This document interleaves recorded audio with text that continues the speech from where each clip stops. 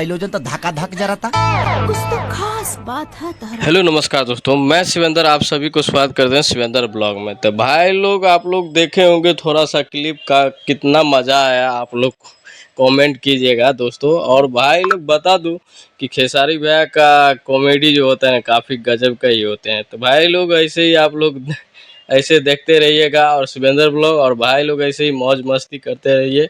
और भाई लोग बहुत जल्द ही खेसारी भैया का एक गाना शूट हुआ है, झप्पा झप्पा, काफ़ी गजब का है। और भाई लोग बहुत जल्दी ये गाने को रिलीज किया जाएगा। तो भाई लोग आप लोग उससे यही उम्मीद है, आप लोग प्यार बनाए रखें सभी दोस्तों, और ऐसे ही आप लोग ख्याल रखिए। और भाई लोग बता दूं कि आप लोग थोड़ा वीडियो को वॉच कीजिए, आप लोगों से यही उम्मीद है। और भाई लोग सपोर्ट कीजिए, सपोर्ट की ज़रूरत सभी भाइयों को है। और भाई लोग चलते हैं, अगली वीडियो मिलेंगे।